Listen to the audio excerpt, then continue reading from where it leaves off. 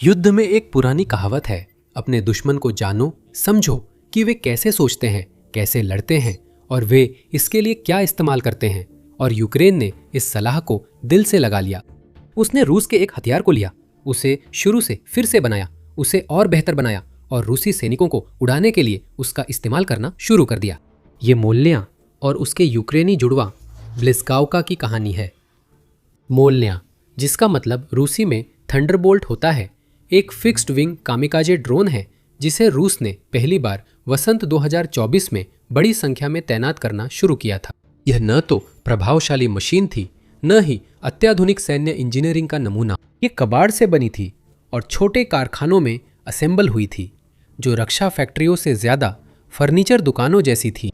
रूसियों ने यहाँ कोई नई चीज नहीं बनाई, उन्होंने इसमें सिर्फ इतनी इलेक्ट्रॉनिक्स भरी जो नेविगेशन और फ्लाइट कंट्रोल के लिए जरूरी न्यूनतम काम कर सके।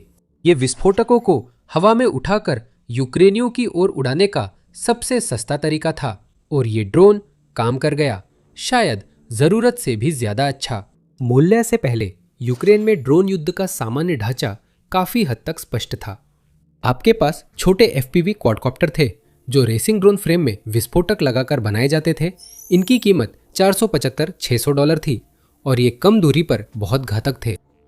आपके पास नेमेसिस और वैम्पायर जैसे भारी बमवर्षक ड्रोन भी थे जो 15 मील उड़ सकते और भारी पेलोड ले जा सकते थे।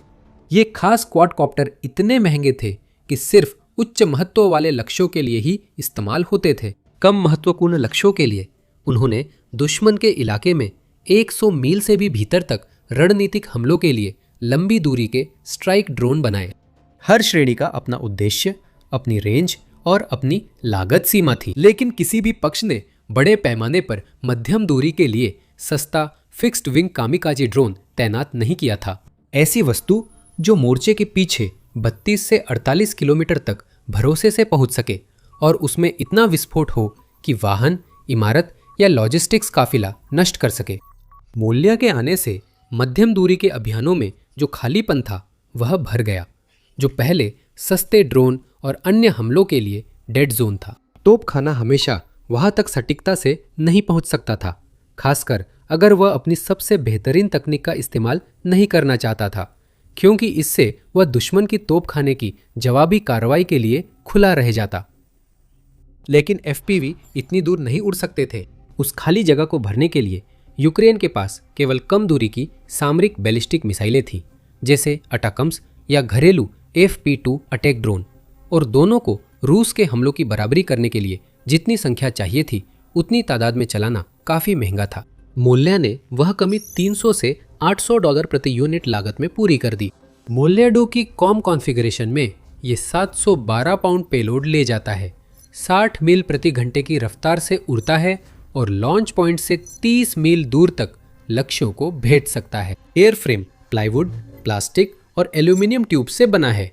इलेक्ट्रॉनिक्स बाजार में आसानी से मिलने वाले पुर्जों से बने हैं जो चीन से मंगाए जाते हैं। ड्रोन युद्ध में विशेषज्ञता रखने वाले एक सैन्य विश्लेषक ने इसकी तुलना ड्रोन की AK-47 से की है। ये तकनीकी रूप से खास नहीं, पर सरल, विश्वसनीय है और बिना उन्नत औद्योगिक आधार के आसानी से बड़ी संख्या में बन सकता है।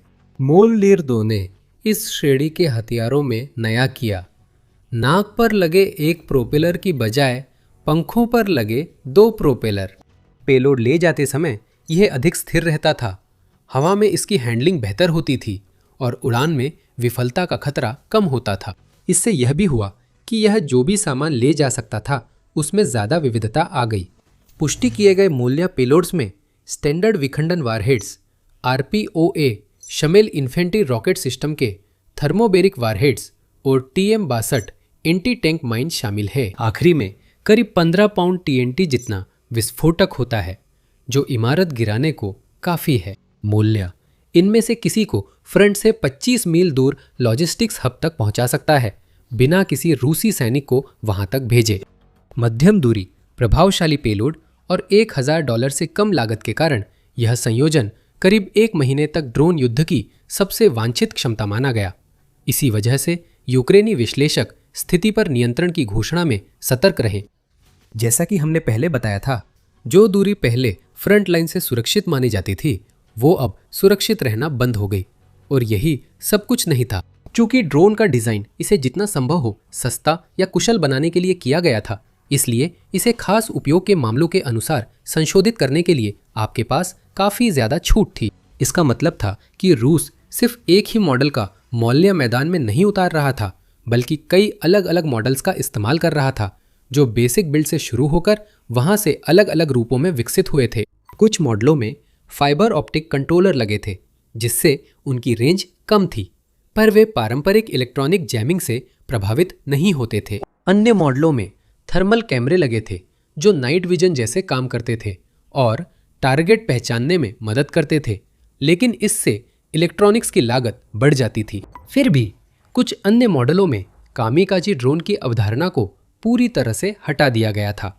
इन्हें किसी टारगेट के अंदर विस्फोट करने के लिए एक ही बार इस्तेमाल होने वाले विस्फोटक चार्ज से लैस नहीं किया गया था। मोल्निया में हाई डेफिनेशन कैमरे और जायरोस्कोपिक स्टेबलाइजर लगे थे, जिससे ये फ्रंट लाइन की बेहतरीन तस्वीरें लेकर ऑपरेटर तक भेज सकता था। इसके अलावा यह तथ्य कि ड्रोन मूल रूप से अलग अलग तकनीकों के टुकड़ों से बनाया गया है, इसका मतलब है कि इसका निर्माण प्रक्रिया कई जगहों पर फैली हुई है। जब तक कोई फैक्ट्री ये हिस्से जोड़ सके, वो आयातित टुकड़ों से नए ड्रोन बना सकती है। इसका मतलब है कि किसी एक निर्माण संयंत्र पर हमला केवल उत्पादन को तब तक के लिए रोकता है जब तक कोई दूसरा संयंत्र बाकी हिस्सों को प्राप्त नहीं कर लेता। यूक्रेन ने इस अवधारणा की नकल ही नहीं, उसमें सुधार भी किया। मूल मूल्य में असली संरचनात्मक समस्याएं थी, जैसे कुछ हिस्से गर्मियों में पिघलने वाली हॉट ग्लू से जुड़े थे। ड्रोन के लॉन्च की प्रक्रिया में अब भी कई लोगों के बीच सटीक तालमेल की जरूरत होती थी, जहां एक छोटी सी गलती का मतलब था कि ड्रोन या तो उड़ान भरने में असफल हो जाता या तुरंत क्रैश हो जाता। हालांकि ये मामूली लग सकता है, लेकिन युद्ध की परिस्थितियों में जहां लॉन्च विंडो सिर्फ 5 मिनट की हो सकती है, वहां एक ऐसा ड्रोन जिसे उड़ाने के लिए 4 लोगों की पूरी तरह से तालमेल वाली कोशिश चाहिए, वो एक बोझ बन जाता है। ब्लिज़गाउका यानी बिजली ने दोनों समस्याएं हल की। कमजोर हिस्सों को 3D प्रिंटेड पार्ट से बदला गया, जो तापमान की व्यापक सीमाएं और बार बार इस्तेमाल झेल सकते थे। लॉन्च प्रक्रिया स्वचालित की गई। सही उड़ान पैरामीटर दर्ज करने के बाद ड्रोन खुद टेक ऑफ करता है, जिससे मानवीय समन्वय की विफलता की संभावना खत्म हो जाती है। यूक्रेनी इंजीनियरों ने एयरफ्रेम में कनेक्टर्स मानकीकृत किए, जिससे रख रखाव और पार्ट्स बदलना अब फील्ड में तेज और कम गलतियों के साथ हो सकता है। संचार प्रणालियों का अपग्रेड और असेंबली प्रक्रिया सख्त कर सभी यूनिट्स में एक रूपता सुनिश्चित की गई। इसका परिणाम ये हुआ कि लगभग $810 प्रति यूनिट का ड्रोन बना, जो मूल ड्रोन से अधिक विश्वसनीय, रेंज में बेहतर और तैनाती में आसान है। ब्लिज़काउका 68 मील प्रति घंटे की गति, 80 मिनट की उड़ान और 2000 मीटर ऊंचाई तक पहुंच सकता है। सिग्नल रिले ड्रोन से इसकी संचार सीमा बढ़ाकर ये लॉन्च पॉइंट से 50 मील तक के लक्ष्यों पर हमला कर सकता है, जो मूल मोल्निया की सीमा से लगभग 2 गुना है। वह रिले ड्रोन एक रिट्रांसमीटर के रूप में एक चतुर समाधान है। ऑपरेशनल क्षेत्र के पास एक छोटा FPV नियंत्रण सिग्नल दोहराता है, जिससे ब्लिज़काउका की पहुंच 2 गुनी हो जाती है और हर मिशन में सैटेलाइट कनेक्टिविटी जरूरी नहीं रहती, जो बाजार के सबसे सस्ते डिजाइनों में से एक के लिए महंगा पड़ सकता है।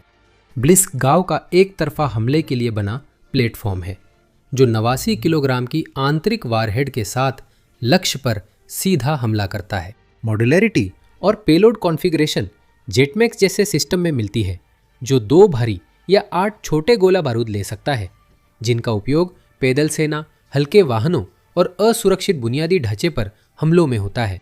ये लचीलापन इस बात को दर्शाता है कि एक ही प्लेटफॉर्म प्रकार कई तरह के लक्ष्यों को कवर कर सकता है और हर मिशन प्रोफाइल के लिए अलग अलग विशेष वेरिएंट की आवश्यकता नहीं होती। 2025 की शरद ऋतु में आयोजित डिफेंस टेक वैली समिट के समय तक ब्लिज़काउका पहले ही फ्रंटलाइन पर भेजा जा चुका था। विरी ड्रोन, जो इस तकनीक के पीछे है, ने उसी कार्यक्रम में एक साथ कई अन्य प्लेटफॉर्म भी पेश किए, जिनमें सोकील रिकॉनेसेंस UAV भी शामिल है, जिसे सीरियल प्रोडक्शन के लिए तैयार किया गया है। जंकॉय मानव रहित ग्राउंड व्हीकल, जिसमें स्टारलिंक लगा है और जो 1000 पाउंड से ज़्यादा पेलोड ले जा सकता है।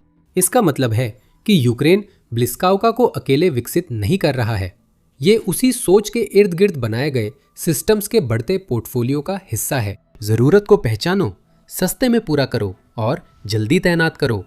वहीं ब्लिज़गाओ के फिक्स्ड विंग वर्ग की कुछ सीमाएं भी हैं। ये FPV क्वाडकॉप्टर जितना फुर्तीला नहीं है और हवा में स्थिर भी नहीं रह सकता। ये मल्टी रोटर की तरह बीच में हमला रोककर अपनी स्थिति नहीं बदल सकता। तेज हवाएं इसका असर कम कर देती है और घना कोहरा इसे जमीन पर रोक सकता है। एक ऑपरेटर ने कहा कि मिशन शुरू करने से पहले वह कोहरे के छटने का इंतजार करता है। चलती गाड़ी या बदलते लक्ष्य के मुकाबले फिक्स्ड विंग ड्रोन में FPV जैसी फुर्ती नहीं होती। FPV बिना उस दिशा की ओर मुड़े किसी भी दिशा में बढ़ सकता है, तुरंत पीछा और रास्ता बदल सकता है। यहाँ पैसे की बात आती है। नेमेसिस हेवी ड्रोन हवा में रुक सकता है, स्थिति बदल सकता है, हमले के बीच रुक सकता है और फिर हथियार भरवाने बेस लौट सकता है। प्रति विमान इसकी कीमत $10,000 है और इसके लिए ग्राउंड क्रू, सुरक्षित लॉन्च साइट, स्टारलिंक हार्डवेयर और हर शिफ्ट में 2 प्रशिक्षित ऑपरेटर चाहिए। ब्लिज़गाओ सस्ती है।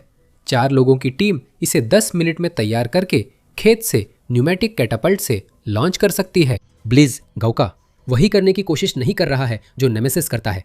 ये वही कर रहा है जो तोपखाना करता है, यानी मध्यम दूरी पर मारना, लेकिन गोले से सस्ता और गोलाबारी की बौछार से ज्यादा सटीक है। उस भूमिका में फिक्स्ड विंग की सीमाएं स्वीकार्य हैं। यूक्रेन के ड्रोन विकास के बारे में और जानना हो तो चैनल सब्सक्राइब करें। हम रोज वीडियो पोस्ट करते हैं जिनमें यूक्रेन और वैश्विक भू राजनीति की ताज़ा घटनाएं दिखती हैं। अब जहां यूक्रेन ने आक्रामक शक्ति के मामले में मोल्निया की सफलता की नकल करने में कामयाबी हासिल की, वहीं इन ड्रोन के पास वास्तव में एक दूसरे को निशाना बनाने का कोई वास्तविक तरीका नहीं है। इनका मुख्य उद्देश्य सतह से सतह पर बमबारी करना है, न कि छोटे पैमाने की हवाई मुठभेड़ करना। यूक्रेन को अभी भी किसी तरह रूसी ड्रोन से अपनी रक्षा करनी थी। इसका जवाब है एक स्तरित प्रणाली, और वही स्तरित व्यवस्था अपने आप में महत्वपूर्ण है। मोल्निया से निपटने के लिए मार्ग की टोह, फायर टीमें, इलेक्ट्रॉनिक युद्ध, प्रमुख क्षेत्रों में इंजीनियरिंग सुरक्षा और आवागमन के दौरान कड़ी सुरक्षा प्रक्रियाओं जैसे कई उपायों का संयोजन जरूरी है। व्यवहार में यह जो दिखता है वह सैन्य रणनीति, तकनीकी प्रगति और आवश्यकता से जन्मी इंजीनियरिंग की एक अद्भुत उपलब्धि है।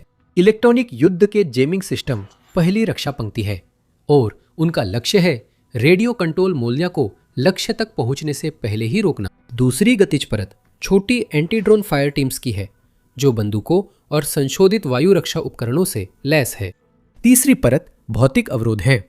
उदाहरण के लिए इजियम स्लोबियांस्क सड़क पर 25 मील लंबी जालीदार सुरंग बनाई गई है ताकि रसद मार्गों को रूसी ड्रोन से बचाया जा सके। ये जाली प्रमुख आपूर्ति मार्गों पर नीची उड़ान वाले फिक्स्ड विंग ड्रोन रोकने के लिए लगाई गई है। कमांड पोस्टों के आसपास, वाहनों पर और सैनिकों की आवाजाही के गलियारों के ऊपर एंटी ड्रोन जालियां अब आम हैं। यूक्रेन ने इंटरसेप्टर ड्रोन बनाए हैं जो छोटे क्वाडकॉप्टर है। ये या तो विस्फोटक गिराते हैं या इनमें संशोधित स्रैपनेल हथियार या टक्कर मारने वाले उपकरण लगे होते हैं ताकि दुश्मन के ड्रोन गिराए जा सके। इस बात को समझाने के लिए यूक्रेन ने सिर्फ 2025 में ही 1 लाख इंटरसेप्टर ड्रोन बनाए, जिनका युद्ध मिशन में सफलता दर 60% से भी अधिक रही, और यह लागत पश्चिमी वायु रक्षा मिसाइल से 25 गुना कम थी उसी अवरोधन को हासिल करने के लिए। हम जो देख रहे हैं वह तेजी से विकसित होता एंटी ड्रोन इकोसिस्टम है। यूक्रेन ने वह हासिल किया जो अपने से कई गुना बड़ी सेनाएं नहीं कर सकीं। एक बहुस्तरीय ड्रोन रोधी ढांचा जो कई क्षेत्रों में काम करता है, फीडबैक के अनुसार लगातार अपडेट होता है और कम लागत में बड़े पैमाने पर बनाए रखा जा सकता है। मोल्निया और रूसी ड्रोन की प्रगति ने यूक्रेन को नया सिस्टम बनाने पर मजबूर किया। रूस ने संभवतः यूक्रेन को स्थायी रक्षा ढांचा दे दिया है जो युद्ध के बाद भी रहेगा। इसी बीच यूक्रेन अपनी आक्रामक ड्रोन क्षमताओं को भी उसी समय रूस की तुलना में कहीं आगे बढ़ा रहा है, खासकर उन्हीं कीमतों की श्रेणी में। नेमेसिस रेजिमेंट के स्टारलिंक सुसज्जित भारी बम वर्षक सैकड़ों किलोमीटर दूर से संचालित होते हैं। यूक्रेन के मिड रेंज स्ट्राइक ड्रोन ऐसे वारहेड ले जा सकते हैं जिनका वजन 200 पाउंड से ज्यादा होता है और इनका इस्तेमाल रूसी रडार स्टेशनों एयर डिफेंस सिस्टम और विमानों पर हमला करने के लिए किया गया है। ये युद्ध क्षेत्र के क्लोज सपोर्ट हथियार नहीं है, ये सटीक डीप स्ट्राइक संसाधन है जिन्हें ऐसे दल द्वारा संचालित किया जाता है जो लक्ष्य के कहीं पास भी नहीं होते। ड्रोन का इस तरह इस्तेमाल करने का रणनीतिक प्रभाव कुछ ऐसा है जो आधुनिक युद्ध में वास्तव में पहले नहीं देखा गया है। अब तक रूस की मुख्य बढ़त उसकी मानवीय जीवन खर्च करने की इच्छा रही है, जिसमें वह लहर दर लहर पैदल हमलों और बड़े पैमाने पर पैदल सेना अभियानों का इस्तेमाल करता है और विनाशकारी हताहतों को स्वीकार करते हुए धीरे धीरे आगे बढ़ता है। ड्रोन युद्ध में जब ट्रिगर दबाने वाला व्यक्ति मोर्चे से दर्जनों बल्कि सैकड़ों मील दूर होता है, रूस से वह हथियार लगभग पूरी तरह छिन जाता है। ऑफिस में बैठे ऑपरेटर को धमकाया नहीं जा सकता, और जब ऑपरेटर स्टारलिंक कनेक्शन और स्क्रीन के पीछे हों तो आर्टिलरी से किसी टुकड़ी को धीरे धीरे खत्म भी नहीं किया जा सकता। यूक्रेन अब ऐसी सेना बना रहा है जहां सबसे खतरनाक काम मशीनें करती है, जिन्हें इंसान दुश्मन की पहुंच से दूर रहकर चलाते हैं। यूक्रेनी सेना का दावा है कि उन्होंने 2025 के अंत में सैन्य इतिहास रचा, जब लगभग 6 हफ्ते तक एक मशीन गन से लेस लैंड ड्रोन को फ्रंट लाइन की एक स्थिति संभाले रखने के लिए तैनात किया। जैसा कि यूक्रेन की तीसरी सेना कोर के मिकोला जिनकोविच ने कहा, उस पोजीशन पर केवल यूजीवी सिस्टम यानी मानव रहित जमीनी वाहन मौजूद था। यही इसका मुख्य विचार था।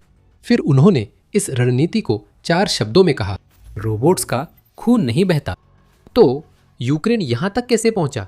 ब्लिस गौ का पहली बार नहीं जब यूक्रेन ने रूस की नई ड्रोन क्षमता देखी।